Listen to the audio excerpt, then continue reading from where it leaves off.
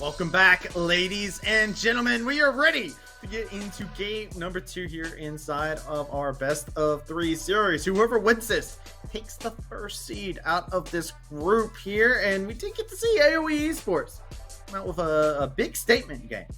Yeah, that was, let's put it nicely, that was a stomp, right? That is the kind of game where if you are team pending, you basically completely forget that happened, besides maybe changing a ban or two and a couple of picks. That is the kind of game you throw out. Whatever you went into game 1 with, it clearly did not work. The Ziggs plus Ashe was probably something you're not expecting, and it was so strong, right? That just really took the game over by storm. It generated their whole gold lead for them. The mid lane as well, the fact that they were able to get 2 kills onto Young so fast, that's something that you just don't want to let happen again, because Young dominated that game from start to finish. And if they can make just a couple of adjustments, then I think they're going to be just fine in game 2. Yeah, I want to highlight Winnie because we definitely saw like all the lanes really perform well, but Winnie did a great job starting things off, right? Like it was that pillar play at the very beginning where he was able to stop the Wukong from being able to use that clone to dash over the wall, and they were able to chase him down. That started all the events. A series of unfortunate events came out of that for any Team Pending fans. So I really enjoy the fact of how Winnie was on the map. That Trundle looked clean and was absolutely utilizing it to its fullest capability. Yeah, certainly. Winnie is a player I've had my eye on, and many people in the amateur space have had their eye on for quite some time. He's spent time in Academy. He's spent time dominating in Collegiate. He's in top 8. He is one of the best junglers in this space for a reason, and the fact that he was able to come out on top of that first skirmish, get Young that lead, and he played that first skirmish so well too, with that flash smite over the wall, just everything going perfectly for the side of AOE in the early game. And we're gonna have to see if they could run it back again, because I think that Winnie is their key to early game success. He got the mid lane snowballing, he got the Syndra ahead, he helped defend Zamudo from potential dives and plays, and so Winnie is really this early game facilitator that makes things happen alongside Skytech, and Skytech's got all these unique picks. Ashe support is not the only unique pick that Skytech has within his pocket, right? There are so many champions that are within his pool. He's got AP Rakan that he used to play. He's got just dozens and dozens of support champions that he is willing to play. So game 2 is going to tell a lot for the future of these teams within this tournament. I'm also very curious on if we will see Team Pending turn around and switch around their game strategy. They did go for a composition that scales with 2 major threats being a Kog'Maw Corki, and they scale exceptionally well into mid to late, right? But they didn't really get to have any proactivity. They didn't get to really have any strong impact early on, and that's where we got to see the Ziggs and Ashe bot lane that you were just highlighting get to really pop off in that bot lane. We got to see the Syndra get a little ahead, and then it was so hard for the Corki to be able to do anything. Couldn't ever Valkyrie offensively, and then Zamudo just gets a free lane because Ornn into Gangplank. What's an Ornn going to do against a Gangplank? It's not going to stop him from farming, that's for sure. Yeah, I think that's a great point to bring up. I think there's a lot of ways that Team Pending can change around their draft to throw a few curveballs at AOE, because AOE Esports is a team that is full of a lot of amateur and collegiate veterans. They've been around the block. They know how to play against these standard front-to-back teams. If you play something like a Rengar Ivern, I know it was banned, but if you find another cheese sort of, unique, not commonly seen strategy to throw at AOE Esports, then maybe you can steal a game in the series. Maybe you can reverse sweep the series, because I do think that creativity is sort of this team's bread and butter, and they're going to have to dig deep into that to find a win in game 2. I feel like that's definitely it. And these 2 teams, I feel like I wasn't expecting AOE to be the team that came out with the craziest composition first. I was expecting Team Pending to be the one that came out with the spice right off the get-go. We are seeing them taking the same side. So Team Pending really saying they want to stay on blue side. They like the advantage they can get from here. Lesson has been learned. You were talking about, let's change up one of the bans. Yo, Gangplank, Zamudo, no thank you. Yeah, there's the GP ban. I'm interested to see. Yep, there's the Rengar Karthus ban. Kitsuo is one of the best amateur Karthuses that there is, and Rengar Ivern is something you don't want to deal with, and they're not going to play just Ivern. So the bans make a ton of sense so far. Third ban, it's interesting to see what Mm-hmm. TBA is going to try and do. I think there's a lot of directions you could go. There's the Syndra ban. I think that's the one that makes the most sense because Syndra could be picked so early. It was so strong for Young. It is one of his comfort picks, one of his best champions by far. So I do like the direction that TBA is going in this draft. But we're going to have to see what champions they pick because that is really going to determine how this game's going to go. If Team Pending doesn't pick up Gwen here, does AOE just pick up Gwen? Because I feel like Zamudo will probably just take that into anything Topo has. Yeah, I think Gwen is definitely a pick to look out for here. There's the Wukong, makes sense. It's one of Kitsuo's comfort champions, one of the best champions on patch 12.10b. But like you said, now Gwen is up and available. And there's not a lot of amazing matchups that can pair into the Gwen. Topo, more of this sort of tank defensive player, and Gwen likes those kind of matchups. So could pair it alongside the Karma here. Karma taken likely for Skytech. Yeah. But there's the Trundle as well. Yeah, this makes a lot of sense. It was banned last time too, right? Yeah. Definitely makes sense their draft so far, right? You had the Trundle, which worked so well last game. You have the Karma, which is a power pick for Skytech in the bot lane, and you can still do something like a Ziggs Karma, right? That pairing works just as well as Ashe Karma. Functions a little bit differently, but there's still so much poke. And Kai'Sa's not an AD carry that can deal with that, right? You can't farm from far away. You can't really sustain up. So I would love to see, I think Ziggs does have some good potential in the bot lane here, but we're going to see if Lynx is a different breed than I do. Yeah, I think you're just locking Gwen, though. I think that's just the game plan here. Like, if I'm AOE, I just take this. Yeah, there it is. It's locked in. Yeah. Like, what does Topo have to play into? He's going to play a tank for sure. He's going to play something that's weak side. And you look over at Team Pending, I like the point that you illustrated with this Kai'Sa Nautilus. It's a good pairing, sure, but it is definitely hard to navigate. Yeah, the Kai'Sa Nautilus has kill pressure for certain, but you're also very susceptible to poke, right? You have to find those engage windows to actually utilize the combo well. I love the Poppy ban because Topo is just so unbelievably good at Poppy. Get rid of that. It's a champion that could be annoying for Gwen to deal with. Get rid of the Victor, which Robbie Bob had an amazing series on last week. Ashe support banned away. Senna banned away. Interesting picks there. Xayah is the hover for Lynx, and it's locked in. I think Xayah has a lot of potential this game because Nautilus is coming into you. Wukong's coming into you.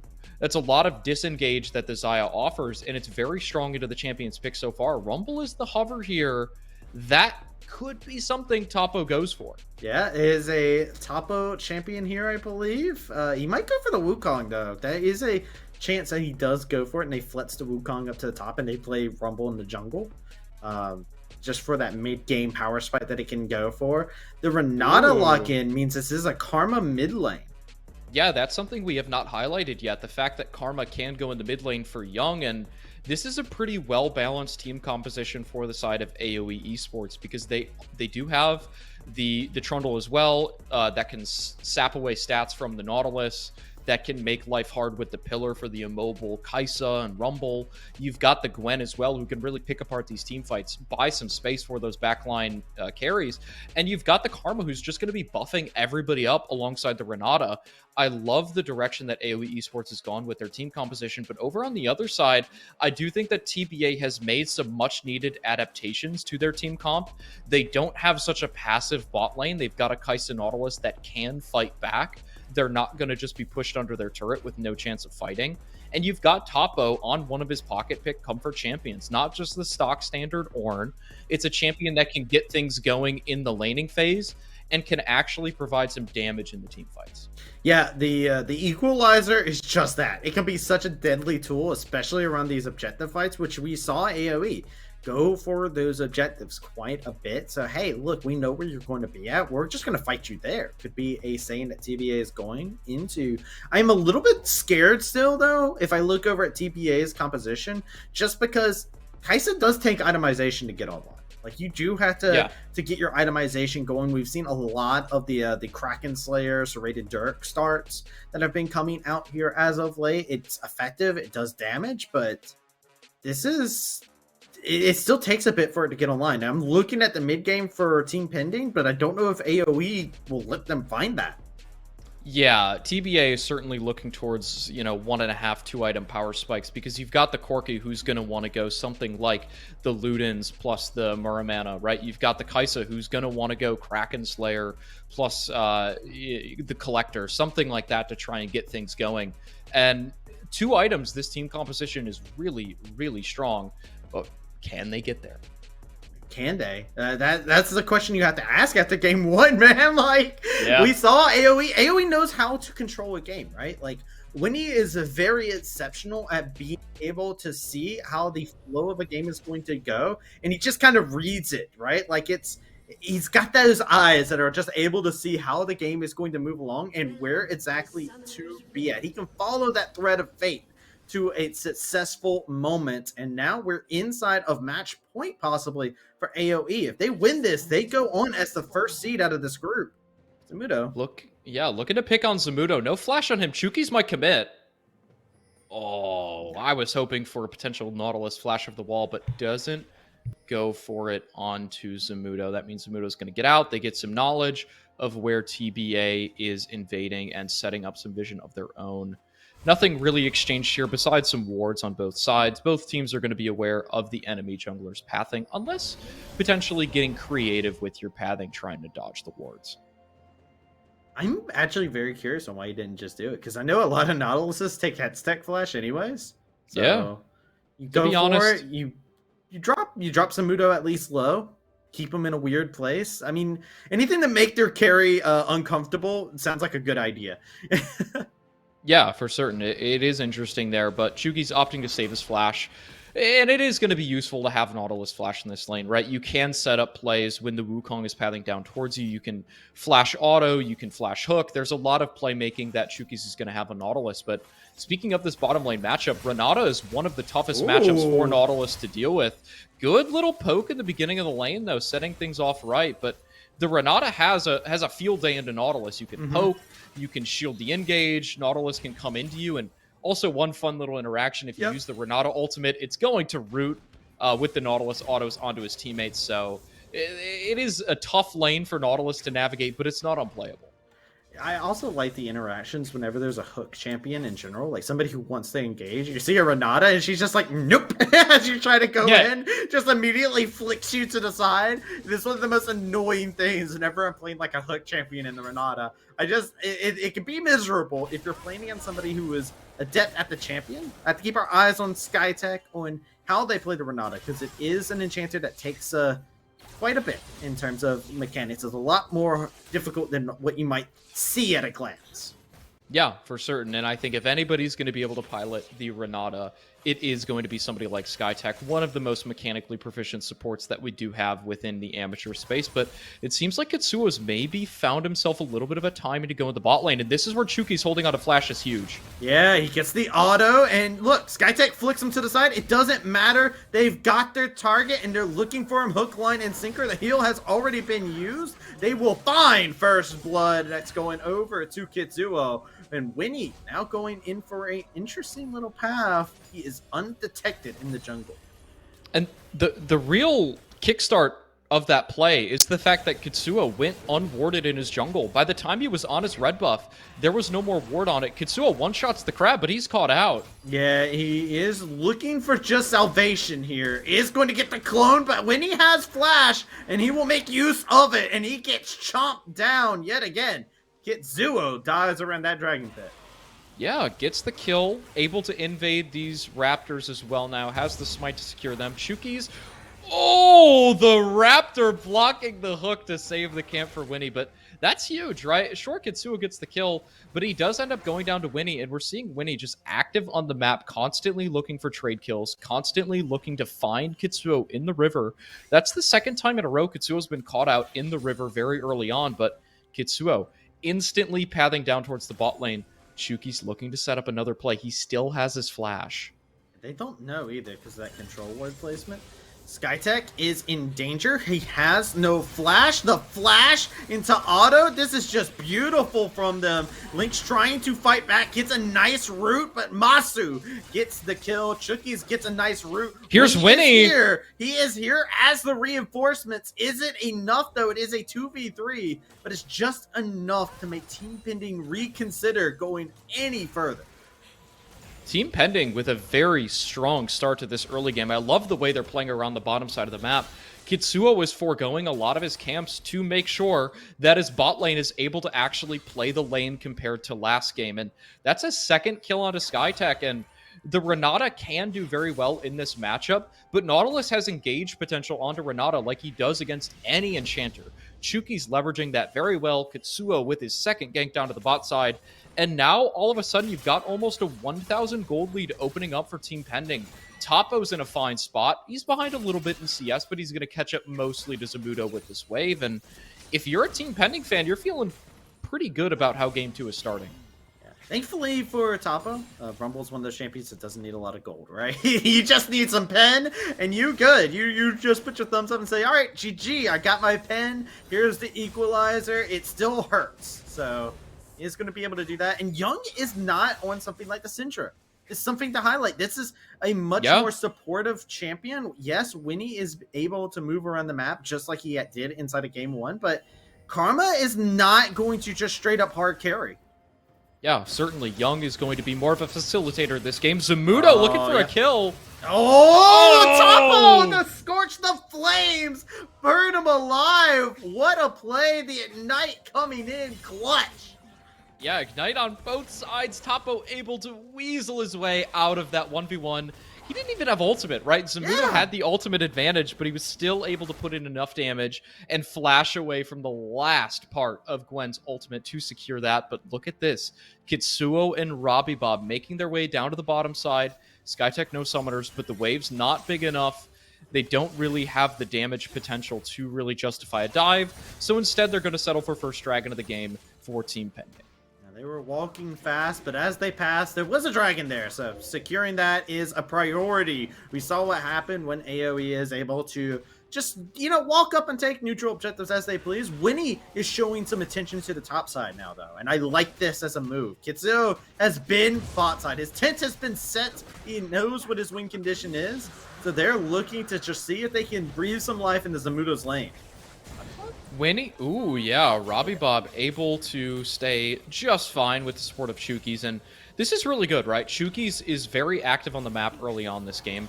Maybe to his demise, though. No flash on Chukis. He's rooted. He's tethered. He is bound. He has the Aftershock. He's giving him quite a bit of tankiness here. Winnie gets the kill, but at what cost? As he does have to trade his life for such.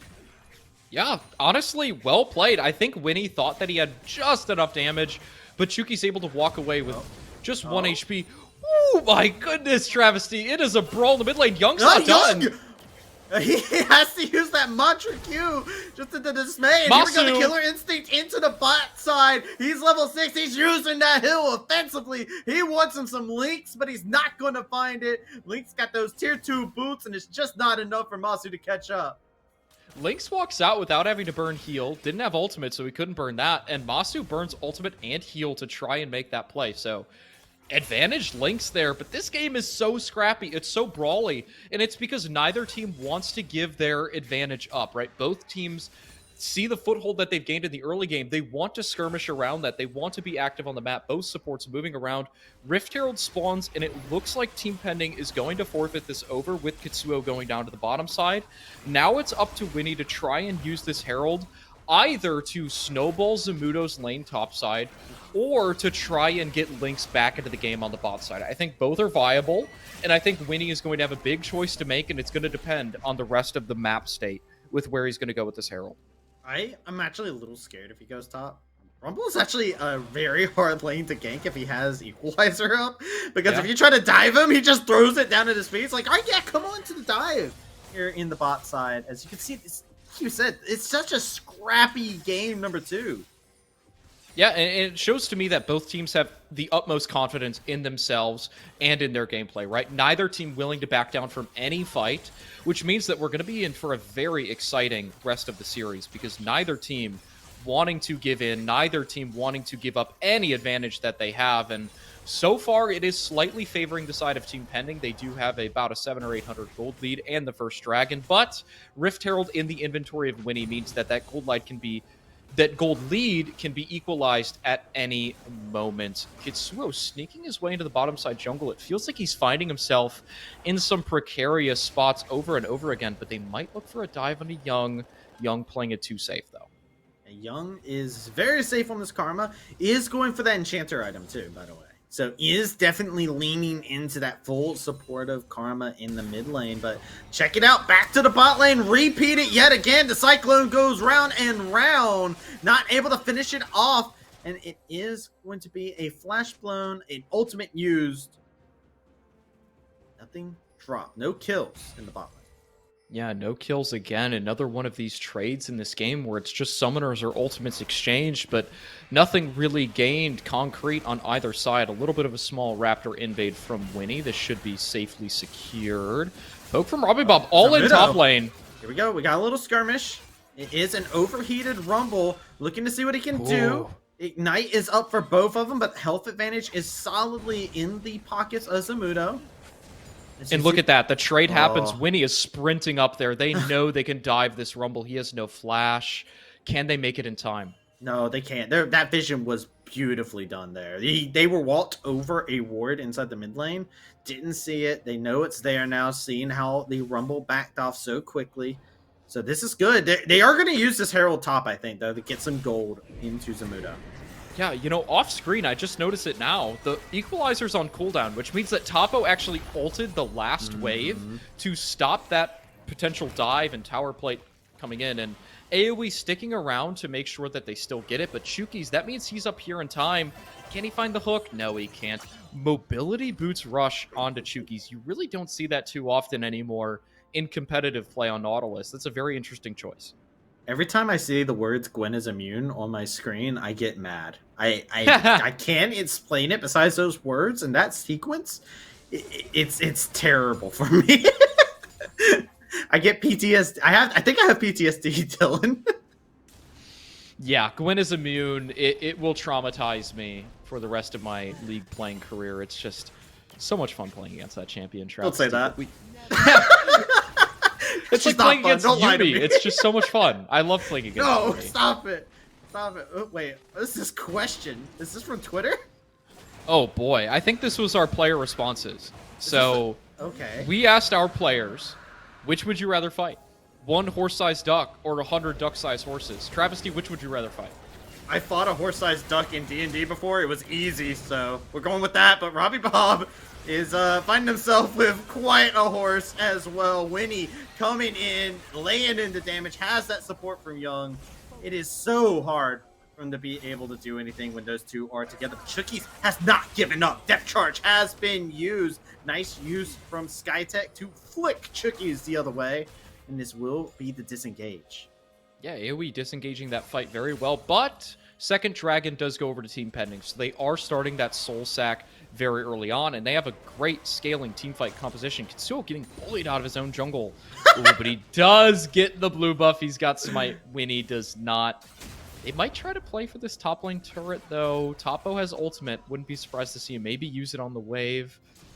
No, there's no threat to him. He's just going to hang back. But this early game, Travesty, going into the mid game now, it has been so scrappy and back and forth. It has been very, very scrappy. Both of these squads, it's an even gold game too, right? Like, you do have to kind of look over at Team Pending and kind of give them the dub so far, though, because they have grabbed 2 Drakes, right? Those are stats that do not appear in your goal total. So I feel like Team Pending, they've done a great job. They've shored up a lot of the weaknesses that they experienced inside of the last game. It's just AoE is keeping up with them. Both these teams, gas pedal is to the metal, and they're both trying to figure out ways to break out in this game number 2. Here's Chuki's. He actually is pretty caught out here. No flash. He's got the Mobies only, so he doesn't really have any tank stats. Yeah, he's just dead. He's dead as can be. Subjugate isn't even up, so he doesn't even have to use that. So he has this for this next play. This is just an easy siege. There's nothing that Tapo can do. Has the equalizer, so can use that to stop this minion wave if he chooses or play a dive, but it's just going to say he doesn't want to test those waters. Yeah, not willing to risk it. Young may be caught out here. The Shirelia's movement speed. Ooh, it's just enough to get outside of Kitsuo's range. And here's Skytech. Look at that ult. Yeah, look at the ult. Is not going to make Kitsuo mad, though. He flashes away from his demons, while Masu is looking to introduce Lynx to a new demon. As Masu is looking unhinged in the spot lane, he's looking for the play. A little bit of style points there. He looks for the killer instinct, but does not find the outplay there.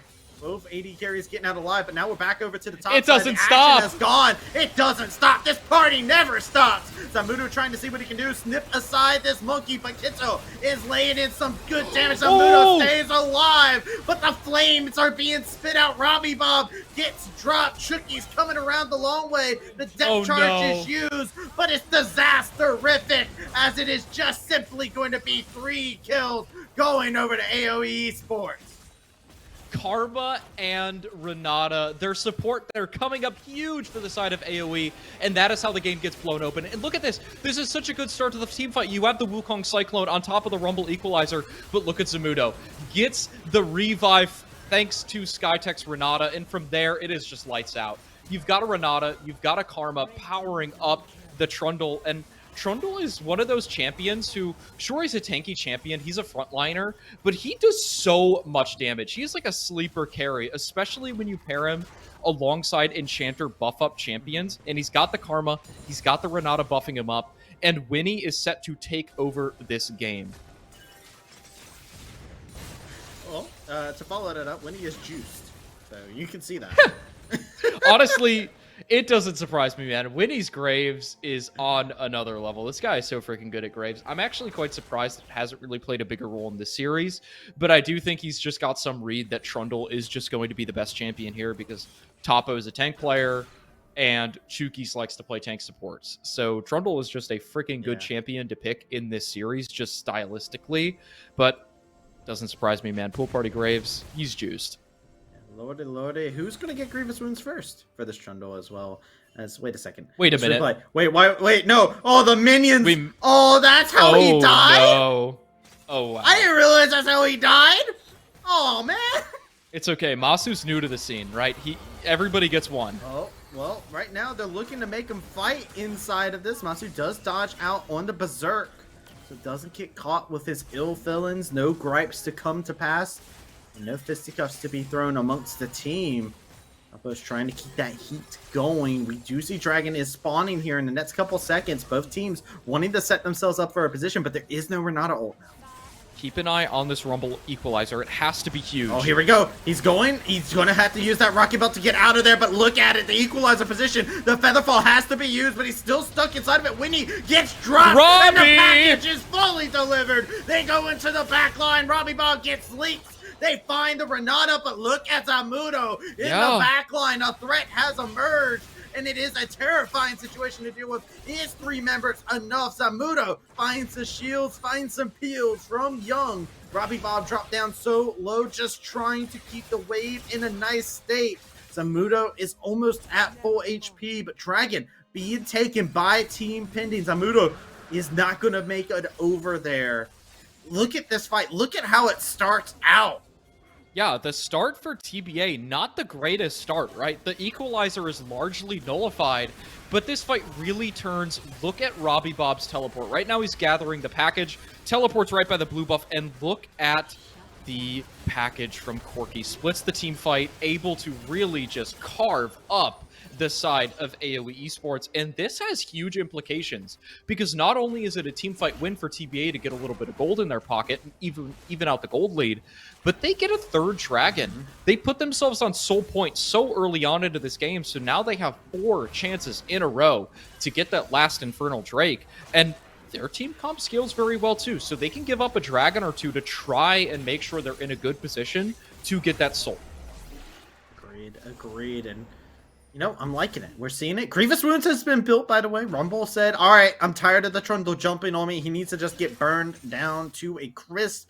So immediately grabbing that up makes perfect sense. And I gotta give a shout out to Tricky's in that last fight too, by the way. He is doing a good job making sure to keep Zamudo away from the backline. Oh wait, Masu going in. He's exhausted, bro. You were in there all by yourself. You're gonna have to hit your comrade. And Tricky's, he didn't want to do it. He swears, but he roots him up and sets him up for death. Tricky's tries to get away, but cannot find an escape. A double kill for Winnie, as now we got Herald in the mid lane. And this is going to be one hell of a siege. Yeah, Herald coming down. That should be at least one turret, likely 2 turrets as well with the poke coming through. Robbie Bob, no Valkyrie, no Flash, and that's... Oh, it's so close to a solo kill. Oh. He gets it.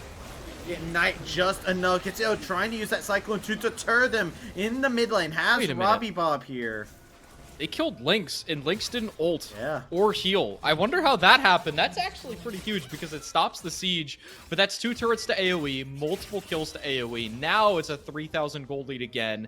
They've reestablished their gold lead. Kitsuo's not done, though.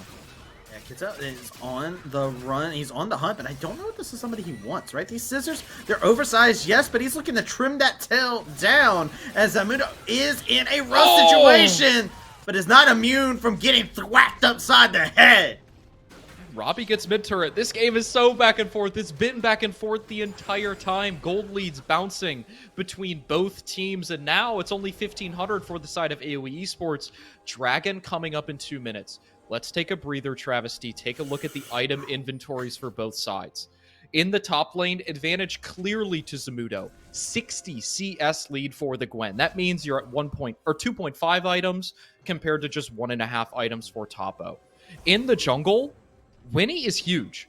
Yes. He is at 2.5 items, and he's got a Karma Renata buffing him up. In the mid lane, Robbie Bob by far dealing the most damage on his team composition, and comparatively to Young, because Young is playing the support Karma.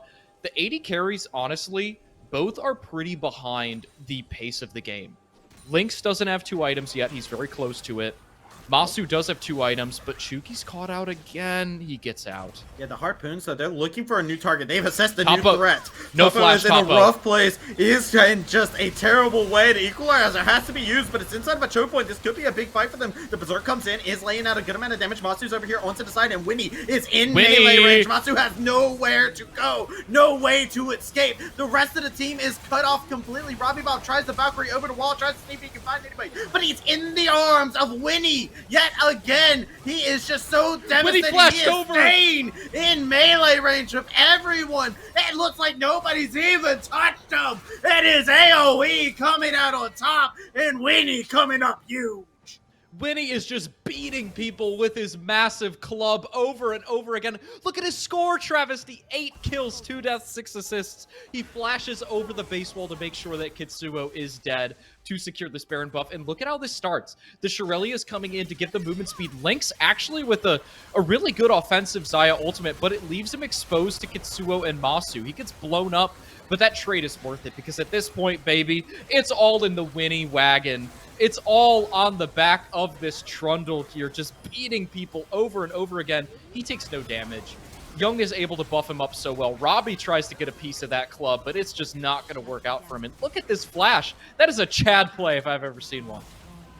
Man, I would say, I know that the Winnie the Pooh horror movie is coming out like way later down the timeline, but Team Pending is experiencing it firsthand right now. This is such a troublesome spot, and they have to figure out a way to navigate this as Winnie is going in. Yet again, the Berserk comes into play. The Berserk! Around the dragon. Winnie is unstoppable. The package has been used. They're trying to utilize whatever tools they may possibly have. Topo flashes out, but the shields are massive. The damage is there. Skytech secures the kills. Zamudo gets the Ignite on the Robbie Bob. He gets dropped. They make sure Soul is not a possibility. Masu's just trying to farm away, keep these waves at bay as they are on the hunt and on the prowl for this Kaisa inside of this mid lane. Kaisa will get dropped and Masu gets thrown into the tower. Yeah, Masu doing his best to try and stall that wave, to try and thwart the upcoming siege, and honestly, it is successful, right? Kills over to AoE, Dragon over to AoE, but they have no minion wave to try and break open the base just yet. They are setting up for a mid lane siege that's going to come in about 15 or 20 seconds. They might actually migrate to the bottom side of the map. They realize they have a wave down there already. Young can set that one up. They're actually going to siege 2 lanes. I like this from AOE. Masu with that staggered death timer means that he's not here to defend, and there's no real threat, but Kitsuo looking. Equalizer.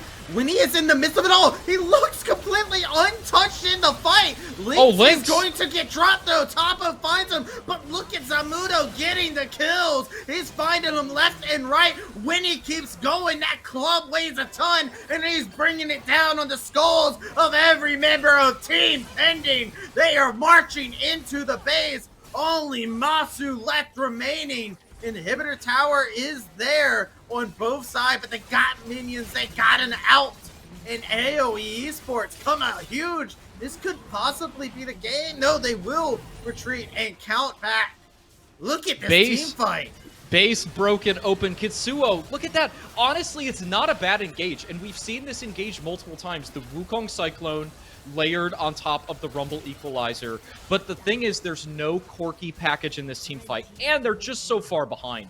If the gold was even and you get that kind of an engage onto the backline, TBA would be looking just fine. But the fact that AOE is just able to slap them with their wallets, they can tank that initial engage. They've got the Karma Mantra shield, they've got the tank itemization, they've got the stats to withhold that initial burst, and because of that, there's really not much Team Pending can do. As long as AOE stays grouped up as a unit, and Robbie Bob does not find a massive team fight. If those can stay true, then AOE should be closing out the game very shortly.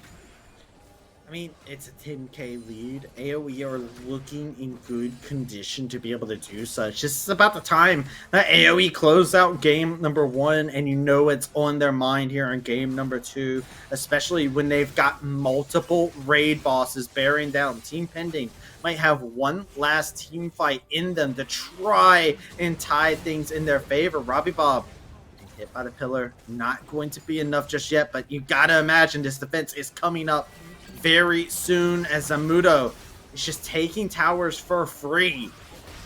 Oh, there's the desperation. They're looking for it. The equalizer's there. Zamudo gets out alive. They're trying to see what they can do, but they can't find any kills.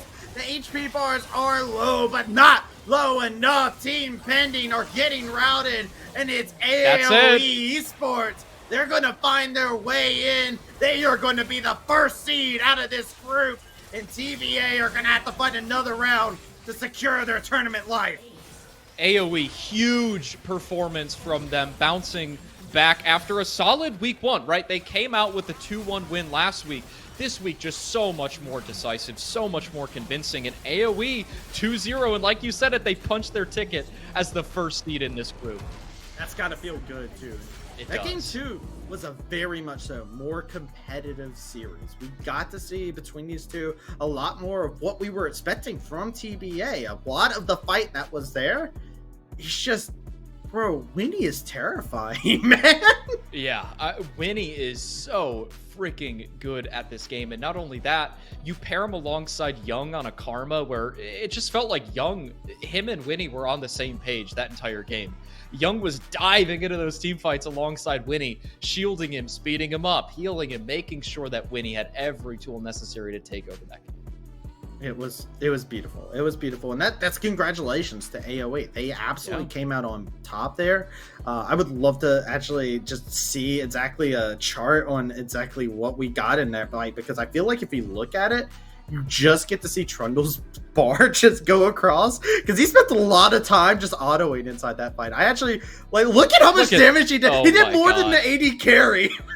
Yeah, he was almost the highest damage in this entire game, just behind the Robbie Bob poke and the Zamudo. But my MVP for that game's got to go to Winnie. I mean, to be fair, the team composition is largely built around supporting him and Zamudo, so it makes sense that they're the ones who are carrying, but such a good performance from those two. Zamudo, this is his second split in amateur, and he's somebody that, not only you have been hyping up, but the rest of the team and the rest of the scene, amateur-wise, has been hyping Zamudo up as one of these up-and-coming prospects. And it goes to show, you've got one of the newer players in the scene carrying on Gwen, and then you've got one of the old-timers, one of the veterans of the scene. He's been around the block on Winnie, just making sure that his team's going across the finish line as seed number 1 in this group.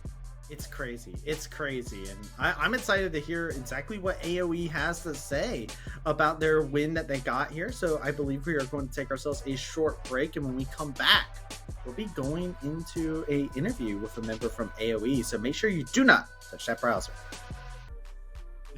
Welcome back, everybody. I'm joined by Winnie and his fellow teammates. What's going on, everybody? What's up? What's up? What's up? We're good. We're good. Introduce us to everybody that's in camera here. Sure. This is Dowd or Lynx. You know, little AD boy. We got Nice. Tech right here, and then Danny's in the background, just to see that team that happens to be on the same AM team. So yeah. Yeah, honestly, that's a good coincidence, and we'll get there. But first, we got to start off. Why the name change to Winnie? I'm curious. Well, you know, Tech here. You know, we like little cute jokes. His name is 6 letters. Had to fit in there because I was alone on the 7 letters because Young and Lynx were 5, so had to match with the letters a little bit, but just a little bit. But yeah. Hey, I like that. I like that. The synergy, the synergy with the boys. The synergy with the boys. So first things first, we've got to talk about it, man. That Trundle game too. Like, walk me through. What's it like to play Trundle with the Karma, with the Renata, buffing you up? Walk me through your head that game. Yeah, so I mean, obviously some things didn't really go right in the early game. We kind of had some foresight in plays, but just due to some stuff, it didn't really go our way. So we kind of had to shift our game plan kind of mid game. You know, after some skirmishes went well in our favor. You know, Toronto's just a champion. I know like my limits on him. You know, whether that's like a facilitation role in the game or whether I need or I'm gonna need resources to kind of get to those late game points. I think we just really adapted well to kind of the state of the game, and then we used our resources well. But yeah, I mean, Toronto's a champ. He's really versatile, and you obviously saw from that game that he can obviously do a lot with the lead. So yeah. Yeah. What's it like playing at the LCS studio with your teammates in person? It's a pretty cool experience because I've never actually. I mean, the last time I guess I played with like teammates in the same setting as me was like back CLOL champs against MEU. You know, on the same stage, and it's a completely different feeling compared to when you're just playing at home. Playing games just over Discord, just being able to see your teammates, see how they react, just things like that. It's definitely a really more close environment for sure, and it's something hopefully we'll get another opportunity to do. So yeah, just making the most of it. And you did share that your team is kind of built around the core on UWO, right? So you guys are not only playing together in amateur, but you're also playing together in collegiate. What sort of advantages does that give you guys compared to the rest of the amateur space? Yeah, so I mean, a big thing going to this split when I knew I definitely wanted to play again, and I knew it was going to be at this level, was I wanted to make sure the chemistry, not only was the individual skill of my teammates really high, but the chemistry and camaraderie and those type of factors were also there. And I thought with the players that were available and the players that we were able to play with, that there was already a lot of really natural chemistry based off just being able to beat each other outside of the scrim environment, just really getting along, having similar interests and things like that. And I guess since we knew each other in real life, had been in person, things like that, it really carried over to league. I think that's why it's been super fun to play on the team. And when we are in situations where the game's not always in the right place, we're able to adapt, have the right headspace, and communicate what we need to in order to get back. So yeah, I mean, it's definitely just having really strong chemistry was definitely important, and we definitely have that with this roster. So yeah.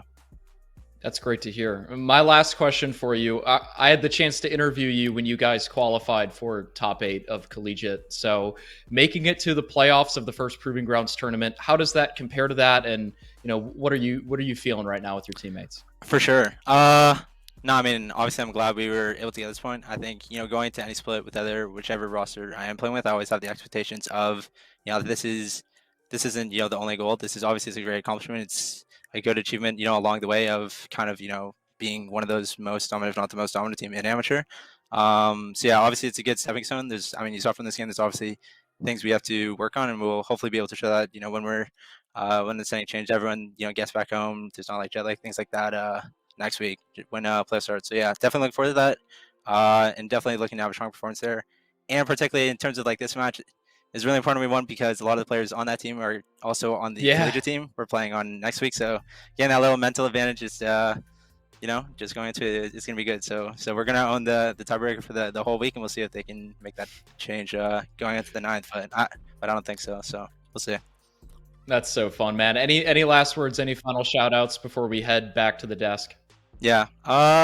shout out to all my teammates. Obviously they didn't really contribute to the interview. They just kind of did sit here, but they took it. They're just really great people. I'm surrounded by really great people. Just both online and the Discord community. Hopefully I'll be able to see this week, and just my teammates as well as family, friends, all those.